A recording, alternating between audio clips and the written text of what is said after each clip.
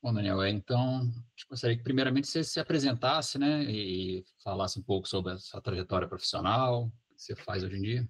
Bom, galera, boa noite, Boa né? noite. Eu Boa fui colega noite. aí do Etrusco na engineering, né? Tipo, na época aqui da minha época de engenharia, né? É daí que a gente se conhece e na época eu estava fazendo uma transição de carreira importante que eu acho que foi uma das melhores coisas que eu fiz na minha vida, né? Eu sou engenheiro de formação, né? Eu formei no CEPET, Engenharia Elétrica, em 2016, né? Fiz um intercâmbio de um ano, chamava na época de graduação sanduíche, né? Do programa do governo brasileiro que chama Ciências Sem Fronteiras. Eu não sei se chegaram a pegar na época que ele tinha, né? Fiz um ano de intercâmbio no Canadá, né? Acho que foi uma das experiências mais interessantes assim, da minha vida, que eu acho que eu não teria oportunidade de fazer de outra forma, que não fosse pelo governo, onde eu pude aproveitar, além, claro, da experiência acadêmica em outro país, né? Eu consegui falar inglês, e isso é uma das coisas que mais me abriu portas, assim, ao longo da minha carreira, né? Eu voltei para o Brasil, comecei a estagiar na área de automação industrial, né? Fiquei trabalhando nessa área aí uns 4, 5 anos, né? Então, tipo, eu trabalhava basicamente programando máquina, né? Então, eu já trabalhei em mineração pra caramba, automotivo, setor alimentício, né? E também ali de Pará de Minas. Bacana. Hoje eu moro em Pará de É, Minas. então você conhece a planta lá, tipo, Conheço. aquelas etiquetadoras da fábrica lá, eu programei algumas. Até forno de carvão vegetal, assim, produção de carvão vegetal, eu tive a oportunidade de trabalhar. Só que eu fui descobrindo ao longo do tempo que não era muito para mim, assim, porque viajava muito, assim, né? Eu acredito muito nesse equilíbrio entre vida pessoal e trabalho, né? Eu não acho que a vida é só trabalhar, né? Tem muitas outras coisas assim, que a gente tem para viver mesmo, né? Para curtir a vida. Eu acho que tem épocas que a gente está disposto a ralar mais, assim, né? Principalmente no início da carreira, que é quando a gente tá mais jovem, né? Tem mais energia, etc. Só que esse batidão de viajar, com a pouca valorização da carreira de engenheiro no Brasil, né? Eu fui um dos filhos do PAC, né? Tipo assim, a promessa da engenharia ser a profissão do futuro, ela acabou não se concretizando e, enfim, eu fiquei esses 4, 5 anos praticamente com o mesmo salário, assim.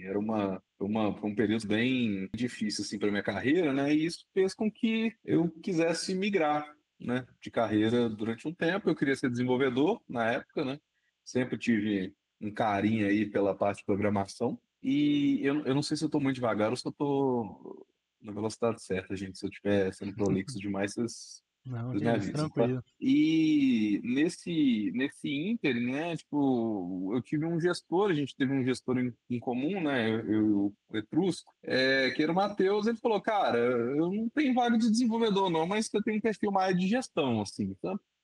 E na época eu fiz transição, era para ser um gerente, né, de área, tipo, caí meio de paraquedas porque eu nunca tinha tido um cargo de gestão, sendo muito sincero, não estava nos meus planos. Foi a única vez que eu tive um cargo de gestão mesmo, né, de líder de pessoas ao longo da vida. Tipo, foi uma experiência interessante, assim. Aprendi muita coisa, tive que montar um time, né? Tipo, eu já fui virando gerente, já tive que montar um time do zero, assim, né? Tipo, praticamente foi uma experiência bem legal. E acabei indo para a carreira de produto, né? Hoje eu trabalho com isso até hoje, né? Tipo assim, que é a carreira de Product Manager. É uma carreira bastante comum, assim, no mercado tech, né? De tecnologia. De lá para cá eu vim acumulando alguns projetos nessa área. E tem a minha cara, assim, no ponto de vista de ser projetos mão na massa, né? Mas eu não chego a programar efetivamente. Meu trabalho ele é basicamente entender quais problemas resolver, né? Priorizar esses problemas e ajudar o time na solução. É quase que um diplomata corporativo, sabe? Tipo, a ideia é que a gente tenha a estratégia da empresa, que ela precisa ser conectada com o operacional, conciliar todos esses projetos, né? Tipo, especialmente em empresas maiores, onde você tem as equipes muito setorizadas, né? Ou você não tem, quando você está num startup, enquanto produto, você faz marketing, você faz gestão de TI, você faz a parte de lançamentos, você tem que saber um pouquinho de tudo, né? E quando você vai para empresas maiores, é muito setorizado. Então, o cara da segurança, a equipe de segurança tem poder de barrar seu projeto. O cara do corporativo legal, né, do direito, ele tem poder de barrar seu projeto. Então, meu trabalho ele acaba sendo tipo, identificar quem são os principais tomadores de decisão, né, os principais detentores de veto, né, a gente chama de stakeholder, né, no jargão da área, onde a gente tem que conciliar esses interesses. E desde que eu fiz a transição, lá em 2018, né, eu comecei a transição, eu participei de diversos projetos. Eu trabalhei na Vale, né, tipo assim, eu tive a oportunidade, aí não de uma vez, né, mas como terceiro em empresas diferentes, eu atuei desde projetos de integração, né? A gente tinha um projeto grandão, assim, que começou aqui na Prefeitura de Belo Horizonte, né? Não sei se vocês sabem, mas a Prefeitura de BH é uma das poucas que tem um centro integrado de operações, né? Esse projeto ele foi meu durante um tempo, onde você tem, sei lá, Polícia Militar, limpeza urbana, bombeiro, né? Tipo assim, se cai uma árvore no Buriti, você tem que acionar CEMIG, tem que acionar é, polícia, se tiver vítima, bombeiro, etc. Né? Então, esse orquestrador, ele era um projeto que já existia, eu vim para implementar ele também na Vale, né? Tipo, para a cadeia produtiva de minério. Também participei de alguns projetos muito legais, né? Cadeia logística de navio, né? Tipo, esse aí foi meu do zero, né? Tipo, a gente montou um sistema de orquestração logística Minas do Brasil com os portos chineses, né? Então, lidei muito com chinês, aí o inglês abriu muita porta para mim, né? Tipo assim, tinha o desafio do fuso horário, foi muito interessante lidar com toda a coisa de lançar um projeto na China, foi muito interessante, porque lá não funciona cloud, por exemplo, né?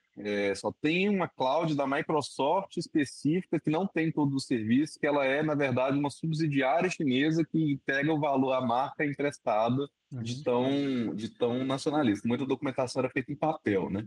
Isso foi muito legal. Também projetos de data science, né? Tipo, eu toquei um projeto muito legal, né? Que era basicamente um agregador de indicadores de precificação de minério e afins na China, e esse agregador, a nossa ideia era montar um simulador de cenários, né, utilizando esses indicadores para caso a Vale é grande o suficiente para ela colocar o preço da commodity. Então, se ela subir o preço, não tem como você parar de comprar da Vale e você impacta tudo no mercado chinês, né? Então, tinha essa coisa da otimização de preços, assim, que foi muito legal, da galera do mundo inteiro, assim, foi bastante desafiador. E na época também eu estava fazendo meu mestrado, né? Tipo, na época da pandemia. Eu sou mestre em matemática aplicada, né? Então, tipo, eu fui me especializando nessa carreira de dados e hoje eu estou doutorando também na mesma área, né? É um projeto paralelo que eu tenho. Passei por startup também, não é startup Legal Tech, de BH, né? Tipo, lancei basicamente um sistema de BI, né? Business Intelligence, para os clientes. É uma empresa que faz automação de contrato, né? E o que esse produto fazia era pegar esses dados não estruturados e transformar em informações acionáveis. Tinha um desafio muito interessante de design também, que a gente estava lidando com audiências que eram um pouco letradas em dados, né? Então teve essa coisa da tradução, né? Da semiótica da coisa foi muito interessante, assim, tipo, foi um trabalho bem legal. E de lá fui para a Hotmart, né? Que é uma empresa de Creator Economy, né? A dos cursos, não sei se você já ouviu falar, Sim. onde eu fui o responsável pela plataforma de Big Data, né? Tipo assim, foi uma das experiências mais centrais assim na minha carreira, que basicamente todo o processamento de dados da empresa ele passava por lá, era coisa de 5 terabytes por dia, né? Então, tipo, toda a parte de orquestração de serviços, Spark, Airflow, Modern Data Stack, né? Streaming, tudo que a tecnologia nova tinha lá, e foi muito legal por causa disso. E por causa de todo esse currículo, hoje eu estou como especialista, né, tipo, na Stone Pagamentos, na Maquininha, onde eu sou responsável pela plataforma de IA generativa, né, de inteligência artificial generativa da empresa, né? A gente está pegando todas aquelas coisas de chat GPT, né, de Gemini, e transformando isso em produtos técnicos de desenvolvimento que vão habilitar que as pessoas, que os outros desenvolvedores construam projetos de inteligência artificial, e hoje a gente tem alguns números muito legais, né? Tipo assim, 70% do nosso atendimento hoje é automatizado. Não é uma automação ruim, né? Tipo assim, como a gente está acostumado, né? Daquele chatbot clássico que ele vai resolver alguma coisa e não funciona, não. A gente tem 89 a 95% de taxa de solução de problemas quando passa por esses fluxos, para os fluxos que a gente está aplicando. Então, tipo, para mim está sendo muito legal assim participar dessa revolução tecnológica que está sendo a segunda da minha carreira. A primeira foi o Pix, né? Eu trabalhava numa empresa de pagamentos na época, então eu participei um pouco de como isso se refletiu no mercado de pagamentos e agora estou vivendo assim essa coisa da inteligência artificial generativa em escala, que é uma transformação de mercado muito interessante. Então, em 10, 15 minutos, essa é a minha carreira. Que bacana, viu? Carreira bem dinâmica, né? Muitas passagens, né? Por muitos lugares diferentes, muita experiência aí. Muito bacana. E assim, ô Daniel, te perguntar, na sua opinião, quais foram os principais desafios que você enfrentou ao longo da sua carreira e que aprendizados você considera, né, que esses momentos te trouxeram? Cara, eu acho que um dos maiores desafios que eu tive, assim, foi quando eu trabalhava nessa startup que eu tive um choque cultural muito grande, sabe? Tipo, foi um momento da minha carreira que eu saí ali de ser um terceirizado, né? Tipo assim, de estar como uma pessoa que tem que convencer o cliente, né?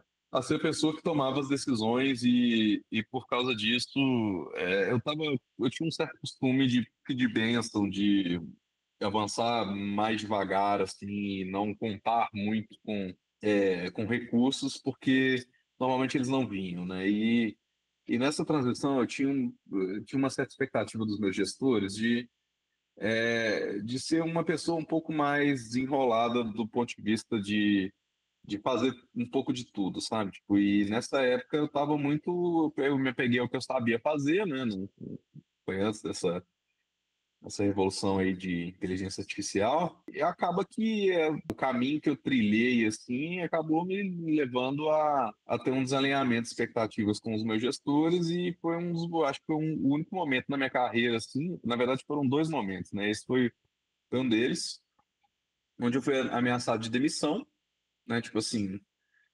independente de eu concordar ou não com essa decisão, né? Isso me deu uma acordada, tipo assim, pensando, pô, talvez esse lugar não seja o lugar certo para minha carreira, né? E foi aquela coisa do programa a gente chama de PIP, né? Performance Improvement Plan, ou plano de melhoria de performance, que é basicamente um aviso prévio, assim, né? Se você, para a maioria das pessoas, se você está sendo colocado, raramente você se recupera. E isso é uma coisa bem desesperadora para mim, né? Tipo, essa coisa de não acreditar que trabalho é tudo na vida, né? Isso não é uma coisa muito trivial, não, sabe? Muitas vezes a gente acaba ficando perdido no dinheiro que a gente pode ganhar, e isso aí independe muito do momento de carreira.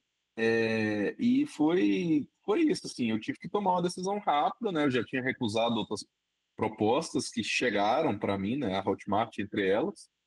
Na época eu estava na última etapa do processo seletivo da Google também, né? Tipo assim, um dos motivos de eu ter recusado foi isso, sempre foi um sonho, né?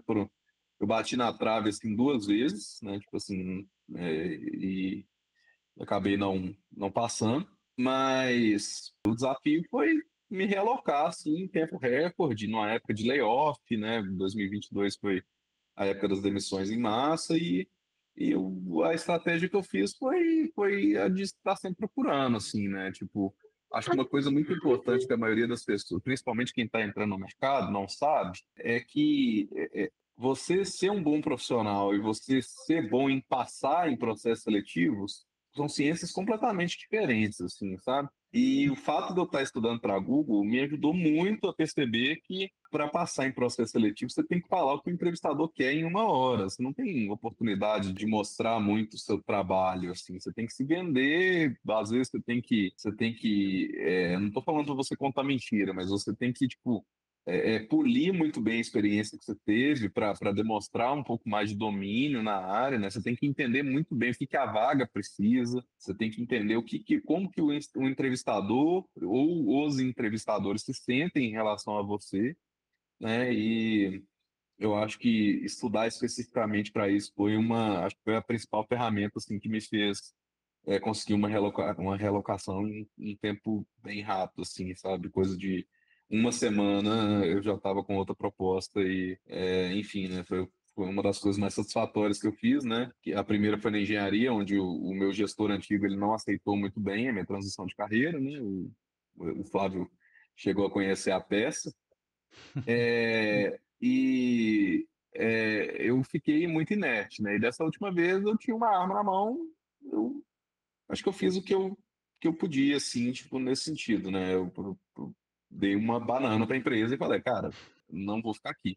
E eu ainda fui meio, na época, eu acho que eu fui até meio trouxa, assim, porque eu ainda fiz um offboard incompleto, deixei documentação e tal, pensando. E, assim, não me arrependo muito porque eu acho que eu fiz uma grande amiga, assim, né, no mundo corporativo, né, dentro do que é possível, justamente por ter deixado tudo pronto, tudo preparado para ela. E, enfim, né, a gente acaba pensando muito no nosso emprego, no nosso chefe, mas tem muita coisa. E talvez outra dica que eu posso dar, né, a gente pensa muito no chefe, né, gente? Mas chefe não te arruma emprego, não. Quem te arruma é colega. Colega, tipo assim, acho que os relacionamentos que a gente cultiva na faculdade ou nos primeiros empregos, assim, eles são muito importantes. Você manter uma reputação forte, porque são essas pessoas que normalmente têm interesse que você cresça. O chefe, normalmente, ele tem interesse que você fique onde você está, né? É bem diferente, assim, e seus colegas cultivar bons relacionamentos te ajuda a ter uma rede, né? Tipo, isso te ajuda a que as pessoas lembrem de você. É como aconteceu comigo na Hotmart. Mais ou menos isso aí. Bacana. Bacana. Prazer te conhecer, Daniel. Meu nome é Bruna. Você tem um background muito grande, muito inspirado ouvir toda essa história. Pensando aqui em competências técnicas, o que você acha que é mais importante e o que você viu que teve uma diferenciação por agora nesses tempos? Olha, meu caso não é muito técnico, né? Mas eu diria que educação formal ela nunca esteve tão importante, né? A gente vê muita gente falando o contrário, né? Acho que o governador de São Paulo falou uma asneira esses dias para trás, né? Falando tipo que educação formal, ninguém liga para educação formal hoje em dia, sabe? Eu discordo completamente disso. Tipo, eu acho uma afirmação completamente irresponsável, de qualquer pessoa que vem. Porque, por mais que a gente não tenha um acionamento direto, né? Muitas vezes na faculdade a gente acaba pensando, pô, mas por que eu estou aprendendo algoritmos, estrutura de dados, quicksort, sendo que eu vou apertar um sort no Java e ele vai ordenar para mim, sabe? Cara, eu acho que a gente acaba. Estava tendo uma conversa dessa com meus orientadores, né? Recentemente, a gente acaba focando muito nessa coisa imediatista de uma recompensa direta, mas e acaba esquecendo de aproveitar o processo, sabe? E esse processo do aprendizado, né, da gente aprender por aprender, é uma coisa que você nunca joga fora, sabe? Então, falando de competência técnica que fez bastante diferença na minha carreira, eu acho que uma das maiores transformações que eu vivi foi ter essa carreira paralela de cientista, sabe? Ela me ajudou a abrir muito a cabeça de quebrar problemas muito complexos em problemas muito mais simples, né? Tipo assim, esse aprender por aprender, ele ensina muito para gente pegar uma coisa que é muito grande, né? Por exemplo, a Estônia recentemente está querendo colocar um assistente no aplicativo, né? Que vai ficar para os donos das maquininhas.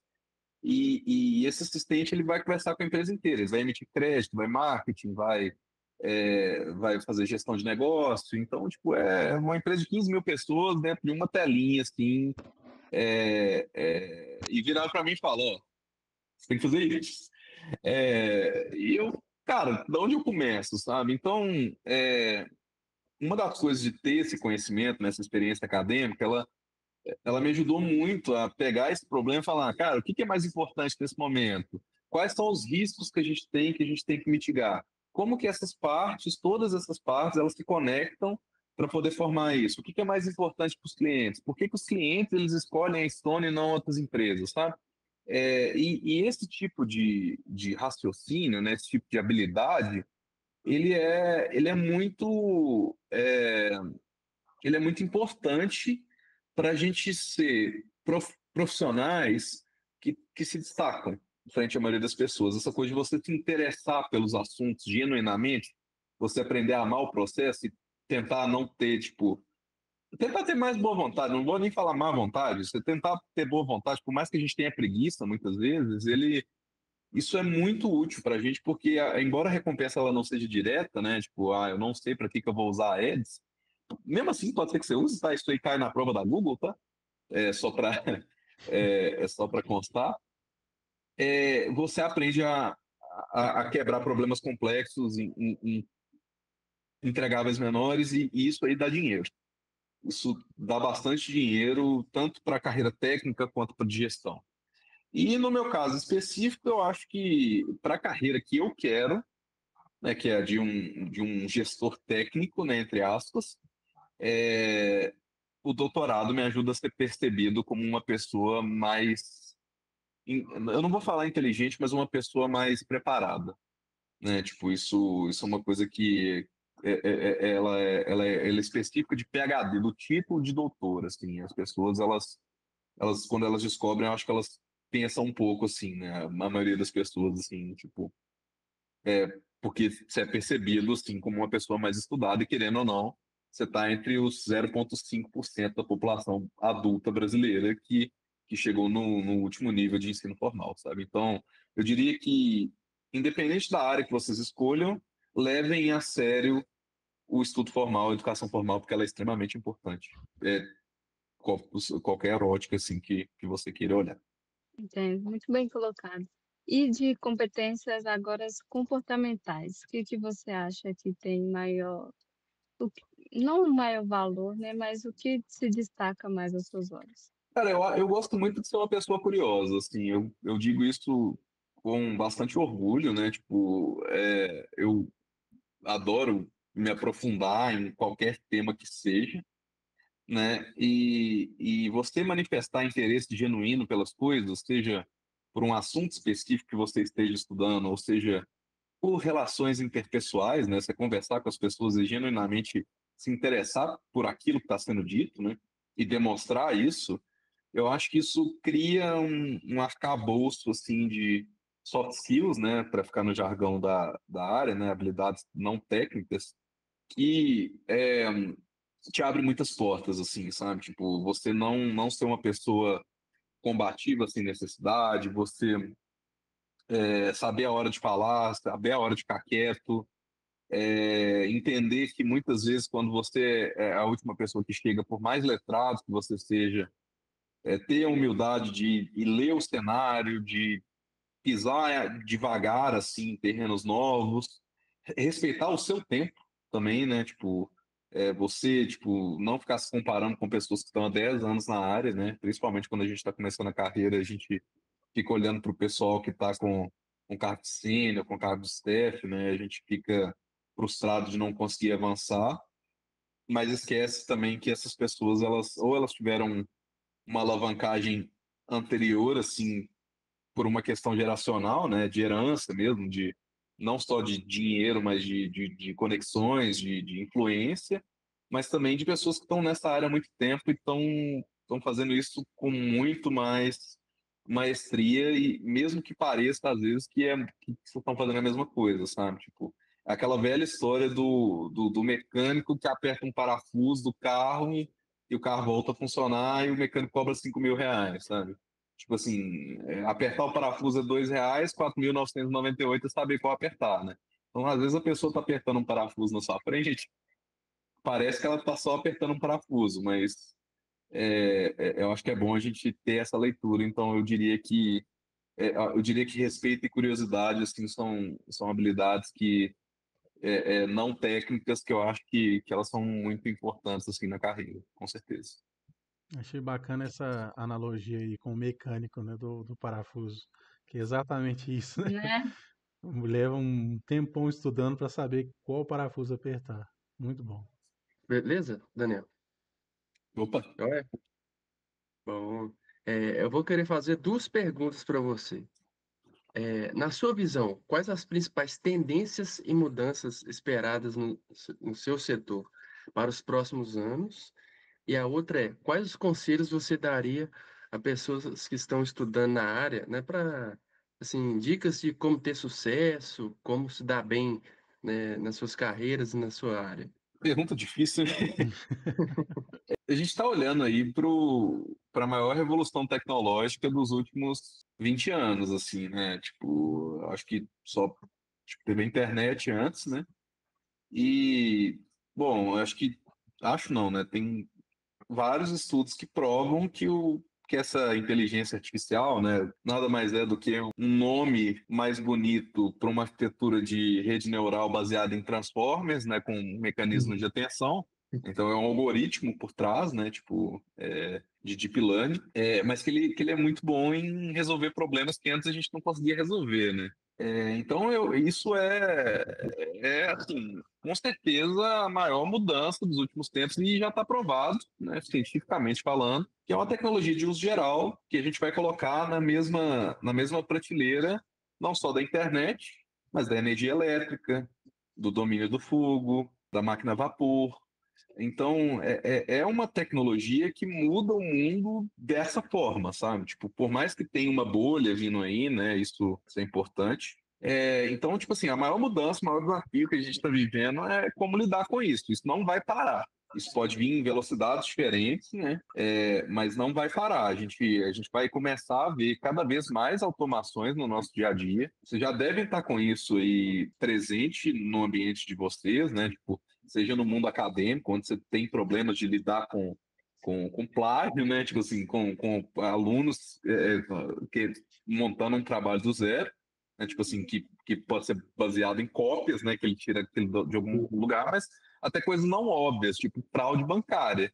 Hoje você consegue gerar uma imagem da pessoa, um vídeo da pessoa, com relativamente pouco esforço, num mercado que não está regulado e você consegue se autenticar como se fosse outra pessoa para poder sacar dinheiro no banco, sabe? Isso é um problema. Então, eu diria que a maior disrupção tecnológica que a gente está para ver aí na carreira, já está vendo, é essa, mas como se preparar para ela, eu sinceramente não sei. Assim, eu tenho algumas hipóteses, né? O que eu estou fazendo é que eu estou tentando me aprofundar nesse assunto, estou tentando me especializar para ser a pessoa que está construindo isso por trás, né? Tentar imprimir um pouco da visão do que eu acredito nessa transformação. Assim, eu acho que eu consigo contribuir nesse aspecto, né? Tipo, de não deixar soluções ruins irem para o mercado, né? De tentar fazer isso de uma forma que não necessariamente apague a profissão de pessoas, mas que transforme, né? Tipo, o mercado de trabalho, né?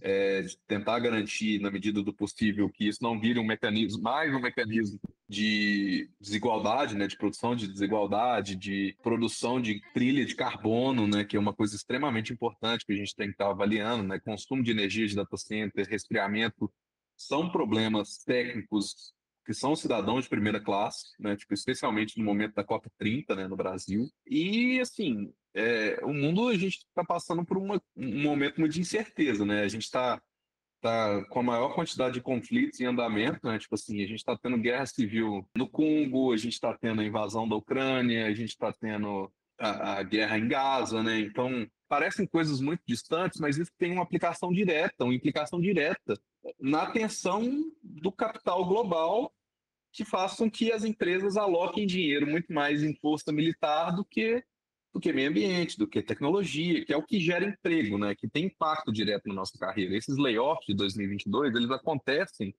justamente na crise do capital de giro. Então, tipo assim, as empresas dos Estados Unidos que são investidoras anjo, elas estavam emitindo dinheiro de graça, praticamente, né? Tipo, não estavam cobrando praticamente nada por isso. Eventualmente, a fonte começou a secar. Muitos negócios que foram construídos com base em empréstimo quebraram, mandaram muita gente embora. Muitos acionistas das empresas grandes que têm negócios sólidos olharam para isso e falaram: olha, vamos aproveitar deixa e reduzir a força de trabalho da pandemia, né, que a gente está inchado, a gente está vendo o efeito disso até hoje, e a gente tem um problema grande, assim, uma crise no mercado de trabalho. Então, essas coisas elas estão ligadas. Então, o que eu sugiro? Que vocês estudem, que vocês tentem construir, na medida do possível, uma carreira sólida, né, tipo assim, com base em entregas de verdade, assim, mesmo que isso não seja cobrado, mesmo que pareça difícil às vezes, e mantenham um currículo de educação formal denso. E aí eu não estou falando de comprar curso de creator, isso é importante para vocês aprenderem algum assunto específico, mas o título acadêmico de graduado, ou de pós-graduado, ele é importante também. Ele é bastante importante, então estudar é uma coisa que te ajuda a se realocar mais rápido, por mais que pareça difícil em alguns momentos. Então, eu diria que a melhor forma de se preparar, assim, né, dentro do que eu estou vendo, é você ter uma base sólida, porque aí, quando o terremoto vem, você só chacoalha, mas não quebra. É mais ou menos isso aí. Então, beleza. Valeu aí, deu para esclarecer um pouco as coisas aí. Filosófico demais? Bacana, muito bom. É isso, né, gente? É isso. Agradecer muito seu tempo aí, Leto. Acho que foi. Até para mim tinha muita coisa que eu não, não acompanhei, não tinha acompanhado, né? Depois que a gente parou de trabalhar junto. Muito bacana essa troca de carreira e o seu doutorado, né? Não sabia que você estava fazendo. Opa, gente, muito Muito bom, obrigado pelo muito convite. detalhoso. Fiquei muito feliz, assim, espero ter contribuído de alguma forma para o trabalho de vocês, né? Tomara que dê bom aí, vocês consigam uma nota boa. E é isso aí, eu estou à disposição se vocês precisarem, né? O Etrusco tem meu contato, se vocês quiserem me adicionar no LinkedIn lá, é só procurar por ele que a gente troca uma ideia. Eu sou bem ativo lá. Bacana. Então, agradecer você, Daniel. Muito obrigado, tá? Foi um prazer ter você conosco aí. Esse bate-papo, né, que eu tenho certeza que quem assistir posteriormente vai ter muitas informações valiosas, né? Vai agregar muito na carreira. Que o nosso intuito aqui é justamente estudantes recém-formados, né? Pessoas que estão buscando um posicionamento na carreira ou qual carreira seguir. Então, essas pessoas que assistirem depois, com certeza, terão valiosas informações a respeito da carreira aí que desejam seguir. Muito obrigado. Valeu, gente. Um abraço para vocês e boa Um sorte. abraço. Ah.